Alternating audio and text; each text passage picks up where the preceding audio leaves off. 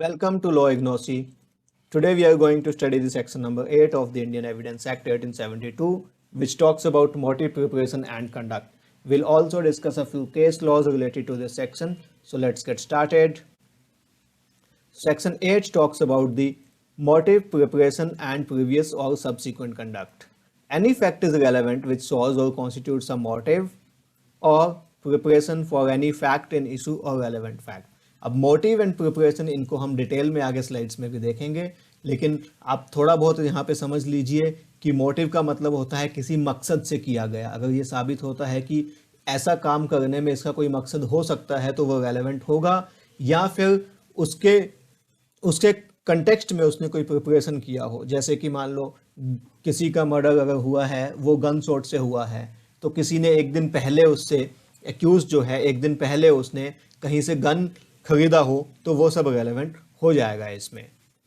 Next क्या कहता है ये सेक्शन, ये नेक्स्ट ये कहता है कंडक्ट ऑफ एनी पार्टी और any agent of the party, ठीक है, टू एनी स्वीट और proceeding either in reference to such suit or proceeding or in reference to any fact in issue are relevant.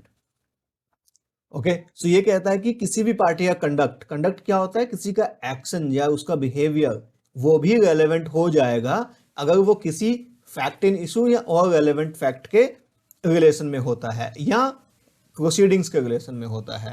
ठीक है, जैसे मान लो किसी ने बात सुनी कि अब पुलिस आने वाली है यहाँ पे और वो वहां से भाग गया, ठीक है, तो वो वाला जो उसका कंडक्ट है, वो जो उसका बिहेवियर है, वो भी रेलेवेंट माना जाएगा।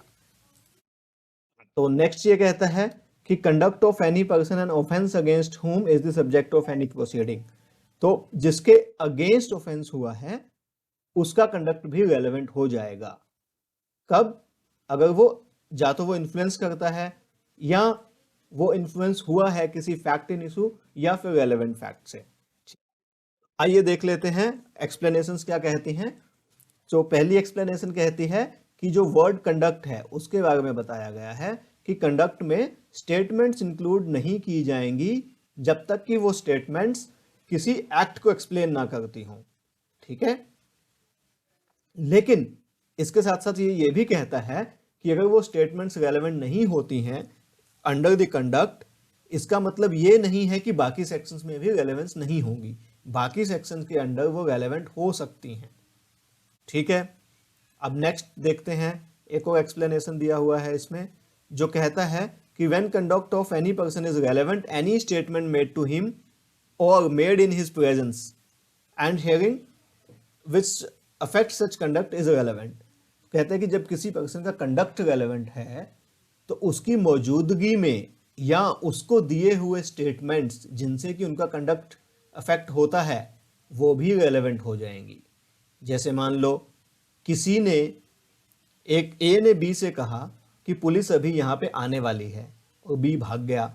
ठीक है, अब बी का कंडक्ट है कि वो भाग गया, तो जो स्टेटमेंट ए ने बी को दिया उसकी मौजूदगी में, तो वो भी रेलेवेंट हो जाएगा। इसके हम आगे एग्जांपल्स भी देखेंगे, इलस्ट्रेशंस भी देखेंगे। अब मोटिव क्या है?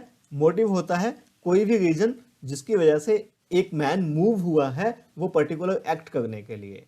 ठीक है, जिसे हम हिंदी में कहते हैं उद्देश्य, कोई मोटिव होना चाहिए कोई काम करने के लिए। ठीक है, अब आगे इसके कुछ इलस्ट्रेशंस हम देखते हैं। पहला इलस्ट्रेशन क्या कहता है, ए पे चार्ज लगा हुआ है बी के कत्ल का। ठीक है, अब इसमें कौन कौन से फैक्ट्स रेलेवेंट हो सकते हैं मोटिव के बेसिस पे। अब ए ने पहले से ही सी का मर्डर किया हुआ है, बी को यह बात पता है, ठीक है, और बी ने ए से पैसे वसूलना चाहे उसको ये बोल के कि अगर तूने मुझे पैसे नहीं दिए तो इस बात को मैं पब्लिकली बता दूंगा सबको कि तुमने सी का मर्डर किया है। तो अब इसमें ए का मोटिव छुपा हुआ है। ठीक है, अब ए का मोटिव ये है कि अगर बी ने सबको बता दिया तो उसकी पोल खुल जाएगी, तो ए के पास बी का कत्ल करने का एक जायज मोटिव है, तो ये रेलेवेंट हो जाएगा। नेक्स्ट इलस्ट्रेशन देखते हैं। इलस्ट्रेशन बी जो है हमारे बेयर एक्ट में दी हुई, उसमें है कि ए ने सू किया है बी को बॉन्ड की पेमेंट के लिए। बी ने ए से पैसे लिए होंगे और बॉन्ड साइन किया होगा कि वो उसको पैसे वापस दे देगा। तो अब इसमें बी जब पैसे देने से मना कर दिया बी ने, तो उसने बोला कि मैंने तो पैसे लिए ही नहीं। तो ये फैक्ट कि जिस वक्त वो बॉन्ड साइन हुआ था उस वक्त बी को पैसे चाहिए थे किसी काम के लिए, ये वाला फैक्ट रेलेवेंट हो जाएगा, क्योंकि वो एक मोटिव दिखाता है बी का कि उसके पास एक मोटिव था उस वक्त उससे पैसे लेने का, तो हो सकता है कि उसने पैसे लिए हों। तो ये था हम लोगों का मोटिव।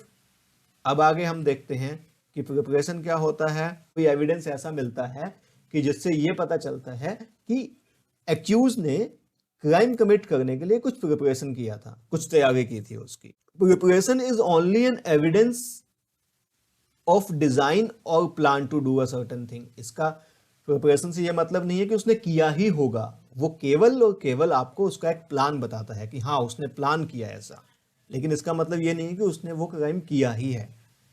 अब इसी कंटेक्स्ट में ये कहता है preparation itself is not a crime. ठीक है, एग्जाम्पल है purchasing of gun before the murder, या फिर sharpening of knife before a group fight. ठीक, अब इसके कुछ इलस्ट्रेशंस देखते हैं। जो इलस्ट्रेशन सी दिया गया है वो ये कहता है कि ए ने बी को पॉइजन देके उसका खून करना चाहा। तो अब इसमें कौन सा फैक्ट रेलेवेंट हो जाएगा? जो बी को पॉइजन दिया गया था, ए ने उस पॉइजन को परचेज किया था, तो ये वाला फैक्ट रेलेवेंट हो जाएगा। तो डी है इलस्ट्रेशन। इसमें the question is whether a certain document is a will of A. अब मान लो क्वेश्चन है कि एक डॉक्यूमेंट है वो ए की विल है, एक्चुअल में वो ए की विल है या फॉल्स डॉक्यूमेंट है वो। तो अब इसके लिए जो फैक्ट्स, जब जो जो विल की डेट थी उससे कुछ ही समय पहले ए ने इंक्वायरी की थी विल से रिलेटेड प्रोविजंस को लेके। उसने बहुत से वकील्स को कंसल्ट किया था एक विल बनाने के लिए। तो ये सारे फैक्ट्स भी रेलेवेंट हो जाएंगे, क्योंकि इससे ये पता चलता है कि वो विल बनाने के लिए उसने कुछ प्रिपरेशन किया था। कंडक्ट क्या होता है? कंडक्ट होता है कोई भी एक्ट या फिर बिहेवियर। अब आपको इसमें ध्यान रखना है, कंडक्ट केवल एक्यूज का रेलेवेंट नहीं होता है, दोनों पार्टीज का रेलेवेंट होता है। ठीक है, अब complaints of deceased to the police expressing apprehension of death made 2 months before death are admissible. अब कहता है कि अब किसी की डेथ हो गई है तो अपनी डेथ से कोई 2 महीने पहले उसने अगर कंप्लेन की होगी पुलिस को अपनी मौत की आशंका बताते हुए, तो वो भी एडमिसिबल हो जाएंगे। अब इसमें हम इलस्ट्रेशन देख लेते हैं। पहला क्या कहता है? क्वेश्चन इज कि क्या ए ने बी को लूटा है। ठीक है, जब बी की लूट हो गई उसके बाद सी ने ए के प्रेजेंस में बोला, जब सी ने बोला तो ए वहां पे मौजूद था कि police are coming to look for the man who robbed B, और उसके बाद इमीडिएटली ए वहां से भाग गया। तो ये वाला जो कंडक्ट है ए का, ये रेलेवेंट हो जाएगा, और सी का जो स्टेटमेंट है वो भी रेलेवेंट हो जाएगा। अब क्वेश्चन ये है कि क्या ए ने कोई क्राइम किया है या नहीं किया है। ठीक है, तो इसमें क्या है कि ए को एक लेटर मिला जिसमें वार्निंग थी कि इंक्वायरी है जो क्रिमिनल के लिए की जा रही है। तो उस लेटर को मिलने के बाद ए वहां से एब्सकॉन्ड हो गया, वहां से गायब हो गया। तो जो कंटेंट है लेटर का और ए वहां से गायब हो गया, वो दोनों चीजें रेलेवेंट हो जाएंगी। अब इसका हम एक और इलस्ट्रेशन देखते हैं जो कि है के। अब इसमें यह क्वेश्चन है कि क्या ए के साथ लूट हुई है या नहीं हुई है। ठीक है, अब लूट होने के बाद उसके जस्ट बाद उसने एक कंप्लेन किया है ऑफेंस से रिलेटेड। तो अब जो सर्कमस्टांसिस है जिसमें उसने कंप्लेन किया है, जिन टर्म्स में उसने कंप्लेन किया है, वो सब भी रेलेवेंट हो जाएंगी और उसकी कंप्लेन भी रेलेवेंट मानी जाएगी, क्योंकि वो उसका सब्सिक्वेंट कंडक्ट है, आपकी लूट होने के जस्ट बाद का कंडक्ट है ए का। ठीक है, आई होप आपको कंडक्ट, प्रिपरेशन और मोटिव समझ में आया होगा। अब आगे चलते हैं हम केस लॉ पे। पहला केस लॉ है जो हमने पिछले सेक्शन में भी डिस्कस किया था, बहुत इंपॉर्टेंट केस लॉ है। सेक्शन 7 में भी तीनों पॉइंट कवर कर देता है और सेक्शन 8 का भी कवर हो जाता है। अगर आपने सेक्शन 7 वाला वीडियो नहीं देखा तो ऊपर इन्फॉर्मेशन लिंक में आ रहा है, उसको जाके देख लीजिए। तो इसमें क्या था कि रिचर्डसन पे चार्ज लगा था कि उसने एक प्रेग्नेंट लेडी का मर्डर किया है। ठीक है, तो अब वो लड़की प्रेग्नेंट थी और जो एक्यूज्ड है वो उस चाइल्ड का फादर था, ये वाला फैक्ट रेलेवेंट हो जाता है। कैसे रेलेवेंट हो जाता है? क्योंकि अब इसके पीछे रिचर्डसन का जो एक्यूज्ड है उसका मोटिव रहा होगा अपना करेक्टर सेव करने के लिए। नेक्स्ट केस लो हम देखते हैं, यह है नागेसा वर्सेस स्टेट ऑफ बिहार। अब इसमें क्या कहा गया कि इसमें कोर्ट ने कहा कि जो एफआईआर हुई थी, जो एक्यूज्ड है उसने खुद ही एफआईआर किया था, तो ये जो कंडक्ट है उसका, ये as a good conduct admissible है। तो ये था हमारा सेक्शन 8। अगर आपको वीडियो अच्छा लगा हो तो आप सब्सक्राइब कीजिए और अगला वीडियो जल्द ही आएगा सेक्शन 9 और 10 के ऊपर। तब तक के लिए थैंक यू।